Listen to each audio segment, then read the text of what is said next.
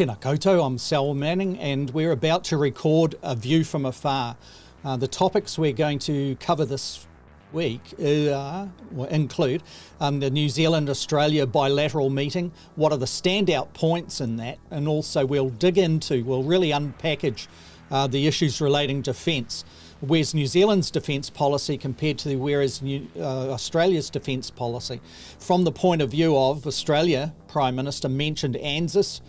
New Zealand Prime Minister spoke about New Zealand basically addressing its defence policy needs from an independent point of view. So we'll have a talk to Paul Buchanan about that and what he makes of the whole thing. We'll also look at, has China reached a tipping point with its influence over Australia and New Zealand political affairs?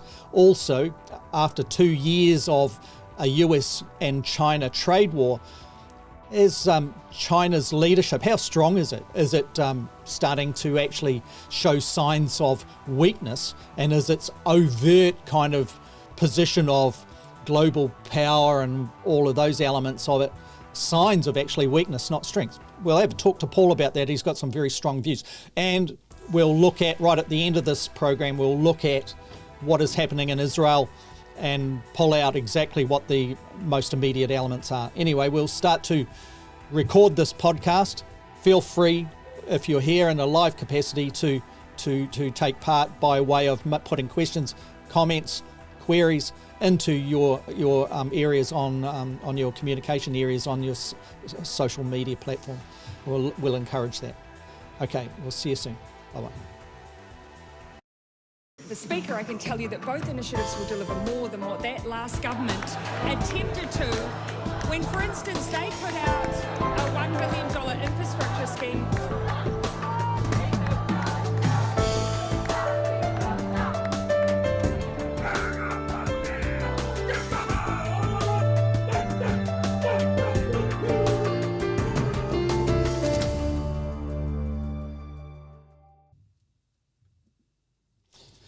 Tēnā koutou, I'm Selwyn Manning, and welcome to A View from Afar. And today we are joined by political scientist Paul Buchanan, and we're going to analyse the main takeaway points from the New Zealand-Australia leaders bilateral meeting this week.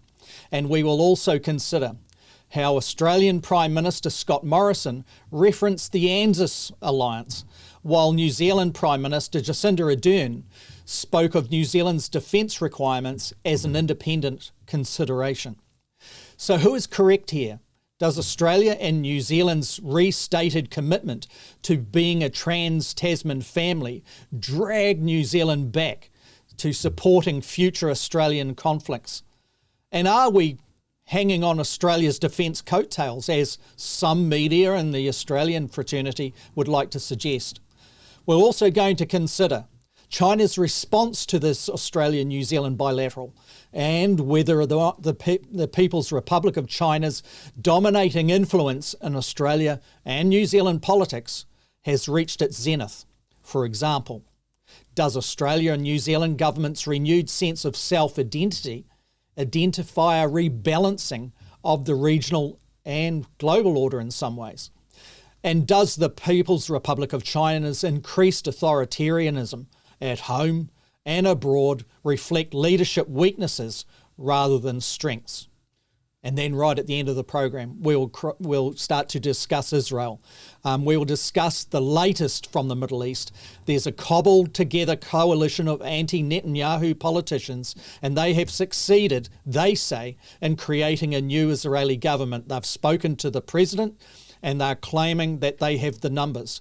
So how stable will that be?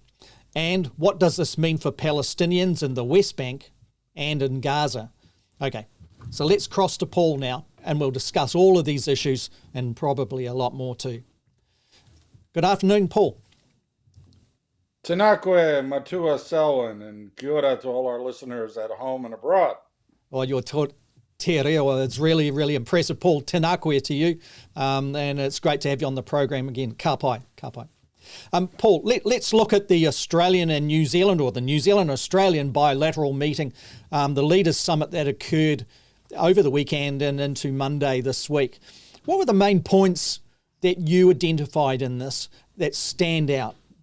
We can get to the defence elements after your summary of commitments here, information here. Well, I thought it was a well-orchestrated display of unity within difference.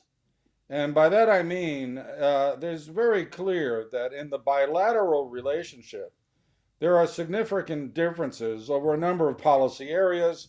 The one that immediately comes to mind is the deportation from Australia of New Zealand-born criminals who are returned here even though they lived their entire lives in Australia and are causing problems, in large measure once they get back to New Zealand.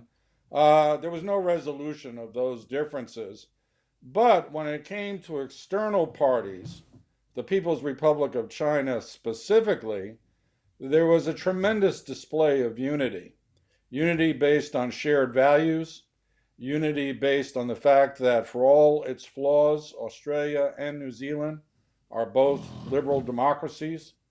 And so I thought it was well done, and the proof of it being well done comes in who was annoyed by the outcome. Those who were annoyed were the conservative media and commentators in Australia and New Zealand who wanted New Zealand basically to toe the line that the Australians, the hard line that the Australians have drawn with regards to China, to just basically copy the Australian lead, and they didn't get that. And then, of course, the Communist Party of China, which was extremely annoyed at both countries, got into bullying and blustering mode. In response, said that the joint statement, and I can see the response now, was interfering in their affairs and the like. So if one measure of success is the reaction of people who oppose you, then this bilateral conference between the prime ministers of Australia and New Zealand was a success. And I think it reaffirms one of the enduring strengths of democracies is that you can have very raw differences on certain policy areas, but when it comes to the fundamentals of principle and values, there's where you see the unity, even though the specific approach of each country's based on their geopolitical position, based on their domestic politics, may differ in its practicalities, its tactics, if you will. And that's what we see here with Australia and New Zealand. They're on the same page when it comes to China. They just got to play their particular sheet of music in slightly different tones, given that the countries are very dissimilar in many respects. Yeah. Paul, one of the things that stood out to me too was this reference to ANZUS. Now, most New Zealanders that lived through the 1980s and in through the 1990s and took a political interest, they couldn't escape the reality that New Zealand was expelled from ANZUS. That their ANZUS is not just a grouping of friendly nations that do perhaps military exercises as New Zealand takes part in today, but it was an alliance. An alliance Ford commits New Zealand to conflicts, particularly with Australia and in some conditions with the United States. Now, for the Australian Prime Minister to mention New Zealand and its defence policy in relationship with Australia by using the word ANZUS raised many eyebrows here in New Zealand. Likewise, with the with Jacinda Ardern, the New Zealand Prime Minister, she made reference to New Zealand's defence policies and defence engagements as being motivated by the country's self-interest, its national interests, its defence requirements from an independent nation point of view.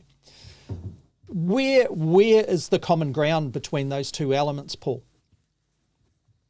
Well, I think the way to look at it is that certainly by the end of the 1990s and definitely after 9/11, the defense relationship between New Zealand and Australia tightened considerably, as did the defense relationship between New Zealand and the United States. No formal alliance was reconvened, but the partnership has been strengthened considerably. And let's also recall that the intelligence sharing arrangement under Five Eyes never really changed. There was some sore points in the late 80s and early 90s, but given the multiple common threats that the Five Eyes partners share, they were pretty much back to normal by the end of the 1990s. And now, of course, they're extremely tight on all levels. So I would think that the way to look at it, and if I was, the head of defense of these countries, is twofold. With regards to Australia, New Zealand can be seen as a force multiplier for the Australian military in specific instances of common interest. So New Zealand will not follow Australia every place it goes, because the Australians often follow the United States every place it goes. But they will supplement Australian military assets where needed, when needed. On the other hand, New Zealand is much more Pacific oriented. And so New Zealand's peacekeeping orientation, its very strong strategic interest in the island Pacific, as opposed to Southeast Asia, which the Australians look at much more strongly than we do when it comes to defensive purposes. That's where we split the difference, if you will. But we also need to think that the Australian military is an expeditionary force. It's designed to fight foreign wars. It has a lot of offensive weaponry. It's on its way to becoming at least a middle military power in the Southern Hemisphere. And I would argue within 20 years, 25 years, Australia will be a regional great power, militarily wise, if not economically. New Zealand is a defensively configured force. That's why it has that peacekeeping orientation. It's not configured, other than its special forces, to go abroad and fight sustained conflicts. It's simply not configured for that. So we tend to look, we being in New Zealand, tend to look at the use of the military near to our shores and in a more civic-minded capability. So disaster relief, search and rescue, where there is conflict, then definitely the peacekeeping comes in. And we contribute to the United Nations, to peacekeeping efforts around the world. New Zealand has troops in the Sinai Peninsula, among many other places. So the force structure, if you will, of the two countries is quite different, but in a complementary way. And then their geopolitical perspectives reflect their aspirations. The Australians have global aspirations. We have regional aspirations. Mm. So if we just, at this point, we'll break to bringing up what Jacinda Ardern said at the media conference that followed the bilateral meeting. You've got Scott Morrison, the Australian Prime Minister, standing right next to her, and you've got Australian media putting questions to her. You'll pick up immediately that it's about whether or not New Zealand is pulling its weight. Her response, and then if we come back from the back of that, and I'll talk to you about your analysis relating to, is New Zealand pulling its weight? Mm. As a proportional percentage of its GDP compared to Australia. So let's just play this. On Australia and others for defence and intelligence sharing, and is that why you appear to be cozying up to China? And Prime Minister Morrison, would you say that's a fair description of the situation? If I had the ability, I would ask for some examples or evidence of the claim that you've made, but you've already heard me speak directly and strongly to refute the assertion that we are doing anything other than maintaining a very principled position on human rights issues, on trade issues as they relate to China. And in fact, I think you'll find very little difference in many of the messages that we've been sending relative to Australia. So that would be my first point. On the question of whether or not we rely on others, in our view, in my very strong view, we carry responsibility for ourselves to ensure adequate investment in our defence forces and equally that we carry our weight as a member of the intelligence and security community. Having said that, we have always operated at a regional level where we support one another. There will be parts of the Pacific for whom we will be, for instance, better placed to engage in search and rescue, to engage in fisheries monitoring, to engage in monitoring trade sanctions than Australia, and vice versa. We work together, but I reject any suggestion that we don't carry and deliver on our behalf and towards the international community. So, Paul, I let it run its course there too, so that people could pick up the whole context. And that clip was from SBS News in Australia, which is one of the more balanced, I would say, outlets in Australia. So picking up on what Jacinda Ardern was saying there, she's saying we're pulling our weight, our priority settings are aligned to our national interests as an independent country. I suppose I'm paraphrasing there, but that's pretty accurate to what she was saying. Remember to our audience here that the Australian Prime Minister was packaging his view of the relationship as ANZUS. So if we're getting back, the main point, Paul, is New Zealand, is it carrying its own weight with respect to its defence interests? Well, let me first say that that's sort of a inane question, is what gives the media a bad Not from name. me, from the Australian right-wing press. Yeah. Yeah, from the female reporter. I mean, that was just inane. Here's the hard facts. New Zealand, interestingly, under Labour, since this Labour-led government has come in, has increased the defense budget by 19%, from 1% of GDP in 2016 to now a little bit over 1.5% of GDP. That is in line with most NATO countries, in spite of the Trump call for 2% of GDP to be put into defense. The majority of NATO spends around the 1.5 mark.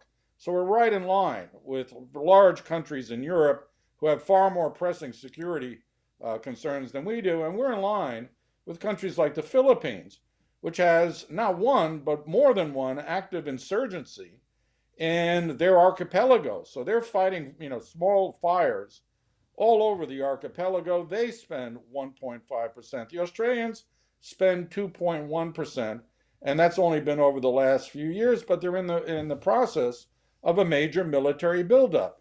Now let's think about where we put our money, because this idea we don't carry our weight, well, that's exactly where we put our money, given the defensive configuration of the armed forces.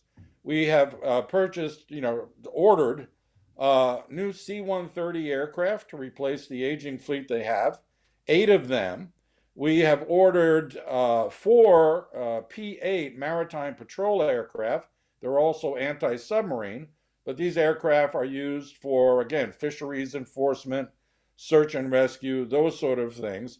Both of the New Zealand frigates are being upfitted in Canada to make them compatible with their regional partners, i.e. the Australians and the United States, with the latest technologies.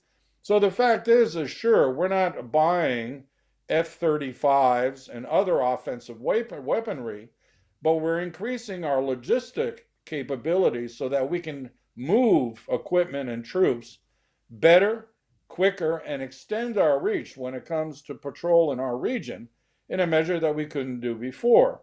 So again, we're configured differently. We look at the world differently in some respects, and we're putting the money into the areas of priority that the New Zealand Ministry of Defense and heads of the military services have identified as areas of priority. So the whole argument, and again, this is more of a media beat-up than a legitimate claim by the government of Australia, but the argument that somehow New Zealand isn't carrying its weight is both specious and it's wrong. Yeah. With respect to Jacinda Ardern's point that New Zealand's defence configuration, and you've highlighted many of it just in your comments just then, is that complementary to the Australian effort? If Australia's defence interests are forward moving, aligned around attack type strategies and tactics and supporting that. Does New Zealand's defence hardware, if we put it in that way, and its skilled personnel complement, as Jacinda Ardern would say, or is it quite a different alignment? That our interests in the Pacific, and remember for those that listen to this abroad, New Zealand's role in the Polynesian side of the Pacific is very much like perhaps the United States with respect to the Caribbean and the force of Mother Nature coming across at different times and it having to respond in relief efforts there.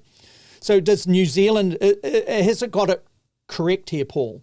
Or are there areas of deficit where New Zealand needs to, one, address, like it seems to be with respect to its relief efforts, but also, if it is serious and committed to supporting Australia in conflicts of which it may find common ground on, are we adequate there? By and large, yes. I mean, we have to remember that for partner militaries, interoperability is the key word. That is, if you've got infantry soldiers fighting shoulder to shoulder, let's say in the jungles of Papua New Guinea, they're going to have equipment that is compatible.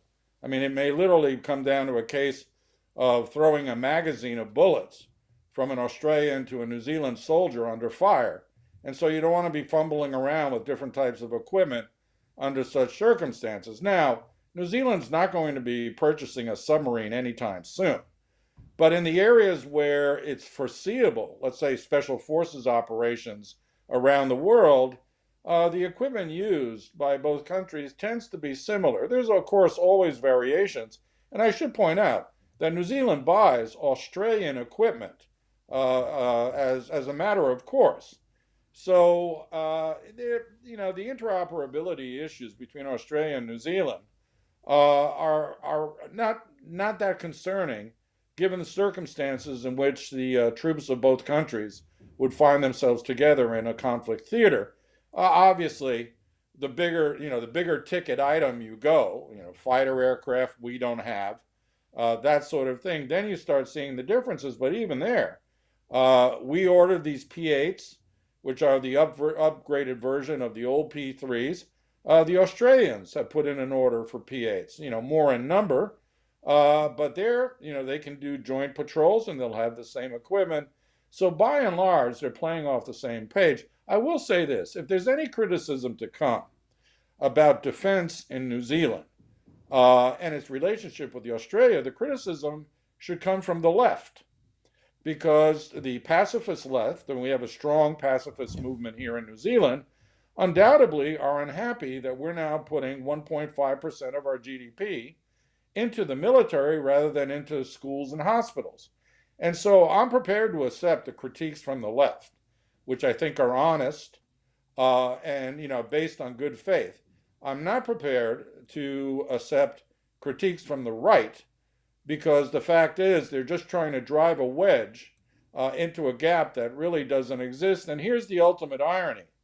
The major increases in defense spending in New Zealand in the last 20 years have occurred under Labour governments, not under national-led governments. So the center-right and the right in New Zealand, which is supposedly all about defense and security, have actually underfunded the troops they claim to support, and the so-called socialists and commies in the Labour-led coalitions have increased defense and its capabilities in real time every time they've been in office. So let's move then on to the People's Republic of China's response.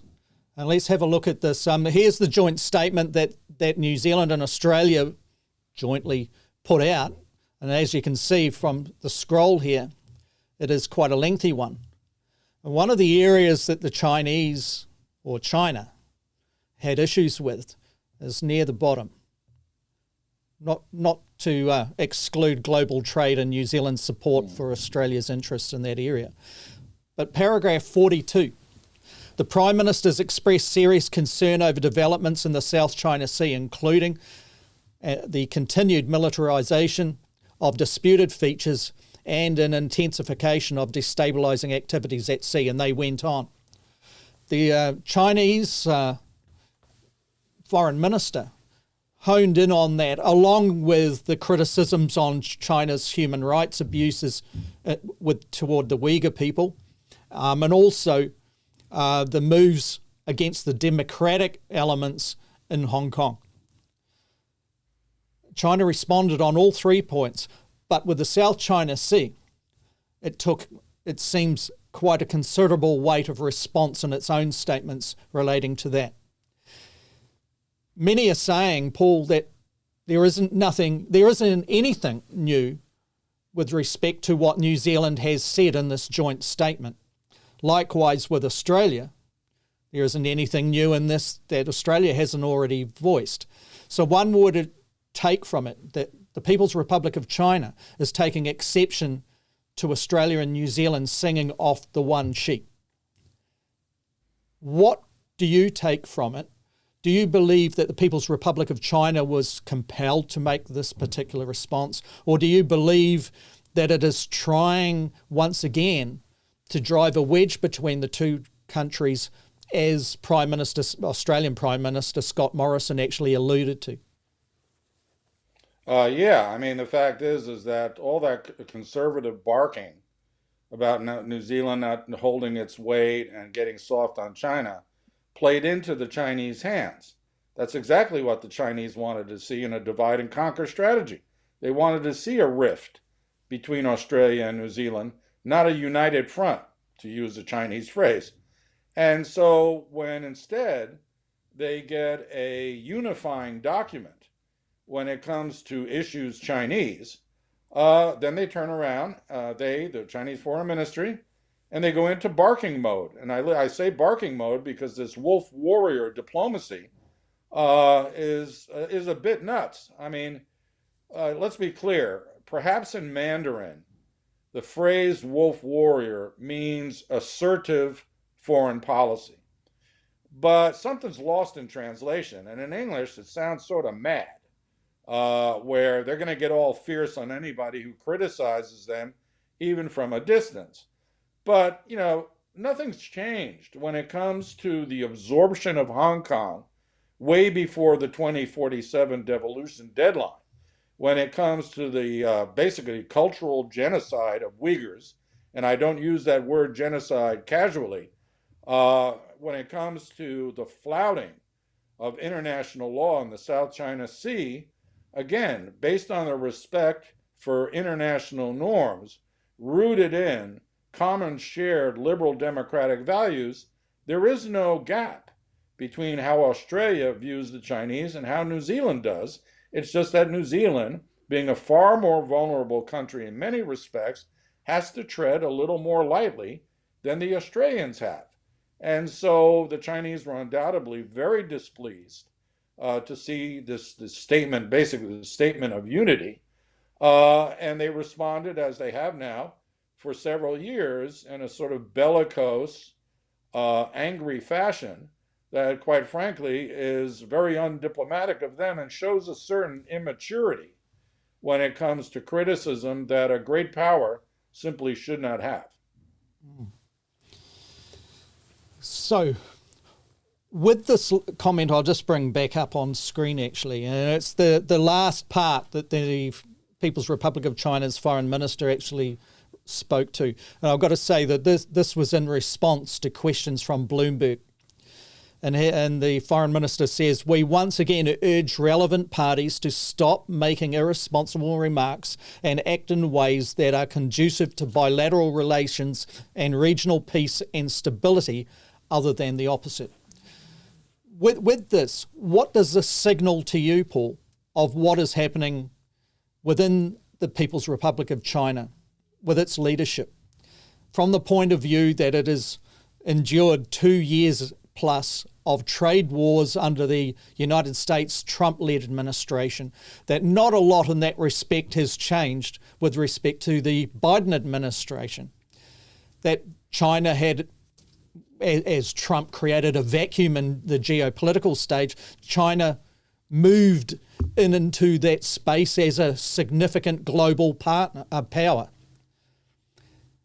Does China sense when New Zealand and Australia, small players in the global scene, although burgeoning on regional power with respect to Australia and a small power with respect to New Zealand.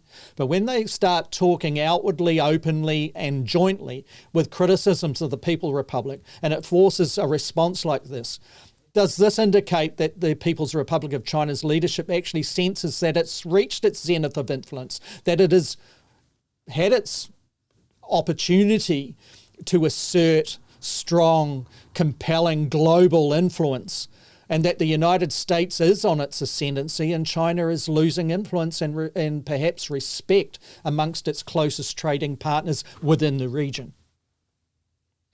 Well, that's interesting. I don't think that the United States necessarily will recapture its former position as a dominant superpower in the world. I think it's on the decline. I'd hate to say it for my American friends.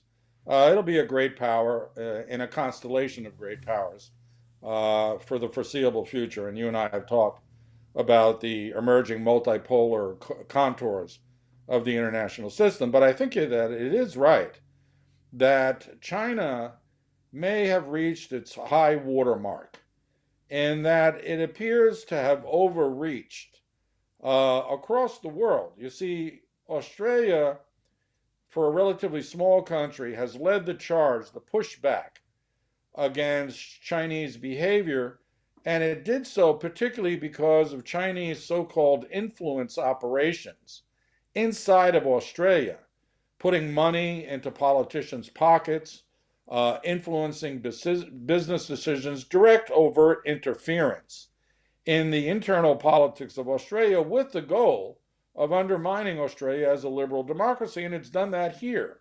And the leaders of both countries have realized the Chinese don't play by the same set of rules, that bringing them in to the community of nations through institutions like the World Trade Organization, the World Health Organization, has not produced the results that were desired. You know, they haven't been, quote unquote, civilized, and I understand that that's a Western term, but the Chinese simply play different, and quite frankly, often they play dirty. So you're now getting this backlash. And I would argue, and again, this is a bit of a counterfactual, that the overreach that we have seen, I mean, if you think about the fact that China is picking fights with India in their disputed border regions, that China has annexed territory in Nepal, recently discovered through satellite photography. And then it's engaged in a number of other ventures that violate international law and that sort of thing. Doing all of that simultaneously suggests to me that within the Communist Party, and particularly with regards to President Xi Jinping, this is overcompensation for self-perceived weakness of one sort or another. And I'll give you an example. Yeah, and then we'll get to a It question. may come to light that the COVID virus did come out of a lab. Now, I don't think it was deliberate. I don't think that, there was any orchestration of the disease. I think that they had found strains of this virus. They were looking at it at their specially designated lab, and as often happens with facilities that are not hyper secured, the virus leaked out. Yeah, that seems to be a developing narrative on it, doesn't it? That it's not necessarily malicious, but they were testing something that was new and it's escaped. Right. And so here's the thing. A strong leadership of a great power would recognize, okay, we had an accident. This thing is out. We got to get on top of this quickly. And so we need to inform the public. We need to inform our international partners, that sort of thing. That did not happen. This was in September, October of 2019, months before the Chinese admitted there was a problem. That says to me that issues of saving face within the Communist Party leadership outweighed any good sense about what was happening under their noses. And that falls directly into the lap of President Xi. I think also this way, Selwyn. Xi Jinping has been the leader of China, the president of China, since 2013. Under the old rules, the old constitution in the Communist Party, succession is to occur every 6 years. And he would have been replaced by the number 2 fellow in the CCP. Instead, he rigged the Constitution, rewrote it, so now he's president for life. Think about the number 2, the number 3, the number 4 people in the Communist Party, people who are younger than him. Their aspirations to be the big boss have now been stymied so long as he is alive. He has purged leadership cadres of people who voiced discontent with his move to personalize his authority. And here's the telling point. Large institutional one-party authoritarian states, such as China, do not rely on personalities. They rely on the party as a vehicle for advancement and improvement. And so the personalization of the leadership, the personalization of rule in the person of Xi Jinping is anathema to the sort of bureaucratic logics that got China to where it is today. So I think there's something going on inside the CCP, and what Xi is doing, he's using nationalism, a sense of pride, both at home and abroad, to suppress his enemies within the party and to show strength abroad, a strength that, quite frankly, may not be as solid as you might think at first glance. In other words, he could well be a bit of a paper tiger. Yeah, it could well be. One of the things that the People's Republic of China's foreign minister strongly put earlier this week, that China's interests are relating to defending what it perceives as its territory, which includes Taiwan, Hong Kong, and most of the border regions, or all the border regions that you mentioned, and that it will always seriously defend those areas where it believes that it is under threat. Now, I guess most countries fall into that kind of category or definition of their defence interests. It also said that it believed that foreign powers, namely the West and the United States led, were the ones that were applying pressure within the South China Sea, that their intentions aggravate the sensitivities of China in that respect. Now, once again, I'm paraphrasing, and this is what I took from the statement. And in recent episodes, we've talked about how Great Britain is having some strange flotilla that is going to be sailing down to southern climes through the South China Sea. You can get China's point, in a sense, that such manoeuvres from the West do aggregate its sensitivities and its interests. So I'd just like to put that on the table as well. And before you respond, I'll just bring up a couple of comments that have come in with respect to New Zealand and Australia and New Zealand's interests that we were discussing some minutes ago. First off is one here. They're saying now both are on the same agenda. Now, what it's talking about there is New Zealand's political parties. Anne-Marie is making reference, and this isn't Anne-Marie Brady, this is Anne-Marie from Facebook, is speaking relating to the two main parties in New Zealand. And also she goes and expands a little bit more. National, Labour, Green and ACT are all in line. So that's perhaps a response that's coming from people that you spoke about in your response to those questions on New Zealand, that New Zealand's more centre-left or humanitarian constituencies are the ones that may have some opportunity to complain with respect to Australia and New Zealand. Paul, if I've misparaphrased your view on that, please let me know. Otherwise, we'll go to a transition. We'll go to the Israeli issue. Sure. Let's. Anne is right. I mean, again, as I said before, there are legitimate critiques to be offered from the left about New Zealand's rapprochement with Australia and the United States when it comes to defense and intelligence issues. perfectly legitimate. I accept them. I happen to think that the issue is a little more complex than many people understand. Not denigrating anybody's, objection to those closer ties.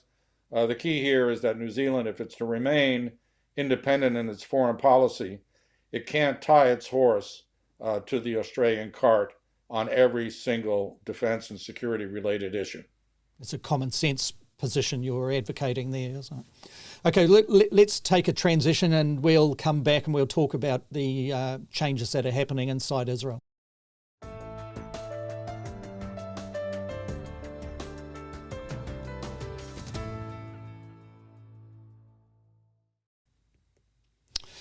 Paul, what we've got this morning, or overnight New Zealand time, is some changes with respect to a firming up of many parties to form a coalition to oust Israel's long-standing Prime Minister Benjamin Netanyahu. We understand from reports, news agencies including Al Jazeera and others, the BBC and also the United States' expressions of this. They're all reporting that the Israeli opposition leader has informed the country's president that he can form a coalition government and move that would bring an end to the Prime Minister Benjamin Netanyahu's 12 years of power. That the leader of the opposition represents a more centrist position. But to make this possible, we've got the far right, well-known former Israeli Defense Minister, Naftali Bennett, who has been most prominent in recent times speaking on the conflict that was raging between Israel and Gaza and those in the West Bank. It looks like they've cobbled together a party of which includes those on the left as well, those on the far right, as we've mentioned, those on the centre, and even an Arab party. Paul, what do you make of this? You've been watching this very closely. And what do you make of this move and this announcement, once again, putting it to the president in Israel that an alternative coalition party has the numbers to govern? I'll just add on this for the audience that there's a 10-day period before they would be sworn in where Netanyahu is still in power. And I've got to say that overnight, Netanyahu was talking about distancing from the United States' influence and Israel moving out in its own respective interests against Iran. And I'll just add that into the mix. Paul, what do you make of this whole situation?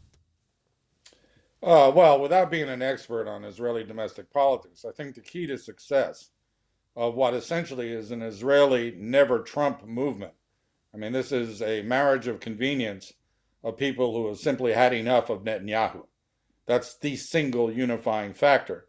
But the key to success of this coalition is whether or not it behaves in a centripetal as opposed to centrifugal fashion. That is, will it coalesce around a core set of policies and leave some of the harder stuff further down the road once they've consolidated? Or will they immediately split apart and atomize around the very issues that should be left in the too hard basket until such a time as the coalition has coalesced? And I say that because the interests represented by these eight parties are so disparate, so antithetical. They have nothing in common except hatred of Netanyahu. I don't think they're going to last. I'll be surprised if they last 6 months. And then we'll have another election. But the good news will be Netanyahu will be out of the picture and maybe in prison by that time, because once he has to step down, he loses his immunity from prosecution for the corruption charges that have been leveled against him. So we may have seen the back of Netanyahu, but we may not have seen the basis for stable governance anytime soon, given of the nature of the parties involved. Now, not trying to be completely cynical about this, the fact that you could have a centrist party and a far-right religious party agree to rotate the prime ministership with Naftali Bennett years. Being first to leave. Bennett will go first, and then Yair Lapid Yes. is the head of the centrist party. He will take over in August 2023, I believe, so every 2 years. That's a good sign. It may be wishful thinking, but the fact that you even have an Arab party, Ra'am, led by Mansour Abbas, uh, that is interesting for both good and bad reasons. But I think the fundamental issue here, Selwyn, is that the Knesset, the parliament, is 120 seats, Yeah. and there are 9.1 million Israelis. Not all of them vote, but you get the idea. Here in New Zealand, we have 121 thereabouts for 5 million people. And so what's happened is the Israeli parliament is splintered into 25 different parties. Yeah, If you some of get these in the 1%. coalition are like 7 members that bring Yeah. it, very, very small amounts. So here's the thing. You and I talked about this last week. We talked about leadership weakness leading to war and that sort of thing. It is institutional weakness in Israel that is the fundamental grounds for the instability that we are seeing. Because you've got all these, again, atomized, splintered parties forming coalitions or not forming. I mean, the Arab side of parliament is broken into 6 different parties. What stands out to me too is whether or not those other parties can control the instincts, put it in that way, instincts of Naftali Bennett. We saw Naftali Bennett on Al Jazeera really pushing the envelope during the conflict some weeks ago, where he's basically saying, it sounds a bit crude, but I'm paraphrasing once again down, but it's accurate, I believe, that basically they'll go after Hamas, and if people get in the road and children are killed, and those questions were put to him, where he says, well, it's Hamas's problem. It's their responsibility, not ours. So he was right behind Netanyahu, right behind the effort to take as much ground of destruction in the Gaza Strip in particular, before perhaps the United States and the international community would rein it in. How on earth can some of those more moderate leaders that have to postpone their leadership aspirations to prime ministership for 2 years, while this guy who he is something else, he's front-footing, he's convinced of his efforts and his style, and he is, many would say, has every right to take those views to protect the Zionist call with respect to Israel. But it seems like he's not even prepared in many respects to enter a dialogue of which Netanyahu was actually saying last week, under the umbrella of the United States pressure, that he was prepared to do. So where does that all go? Well, let's also remember that he only has 7 seats in the Knesset. So as we've been talking, he's a very small party. He's bad news in that he wants to annex the West Bank. He's a settler. I mean, he's an occupier. But the idea here is he will have to moderate, given all the competing interests within this coalition. Now, Benny Gantz, who is Netanyahu's defense minister, will stay on as defense minister in this coalition. Interesting. Yeah, and so I'm not sure if that's bad or good, but here is the thing. We're not going to see any fundamental shift with regards to the Palestinian quote-unquote question under this coalition for the foreseeable future. We will not. What they will do is address domestic policy issues, bread and butter issues that are of concern to the Israelis, and they'll start with the COVID pandemic response, which is going well, but they've also had, third wave surges and that sort of thing. The expectations for change will more than likely rest with the rotation in office to Lapid as prime minister. Then we may see some movement. But you know what's ironic about this is, and again, we alluded to this last week, the big winner in this conflict was Hamas. Yeah.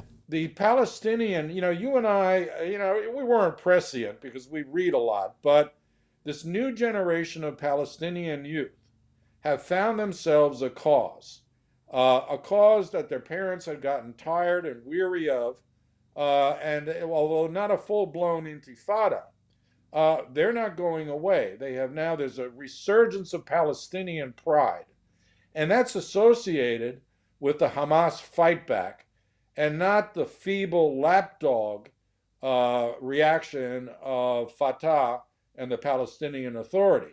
So the irony here is that the common enemy of the Israeli right has been strengthened as a result of Netanyahu's last-ditch effort to turn a nationalist conflict into a rallying cry for his prime ministership.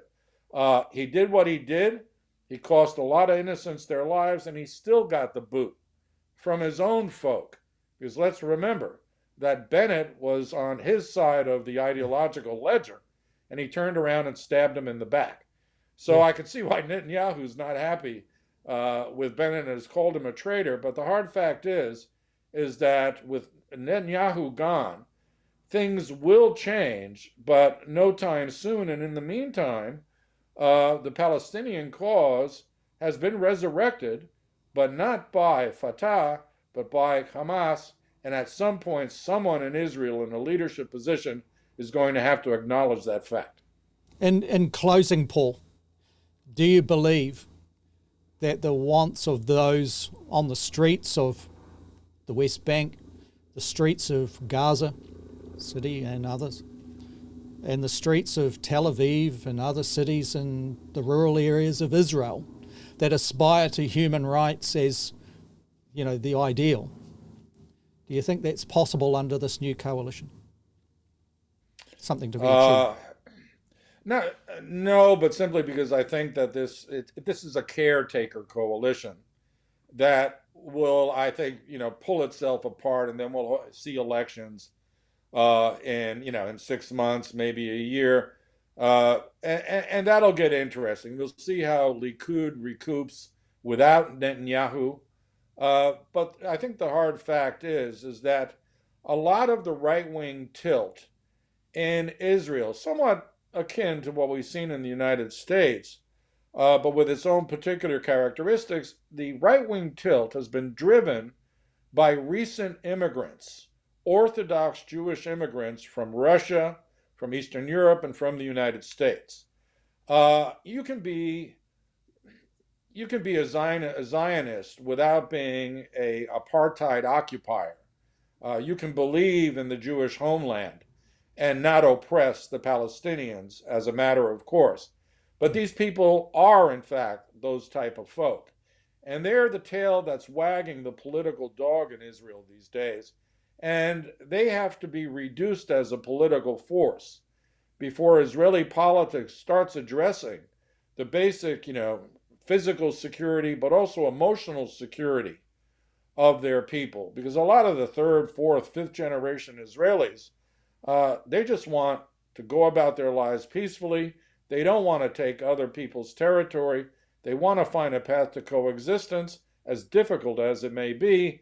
And all of that is being usurped by the new arrivals who are basically trying to drive the Palestinians into the sea.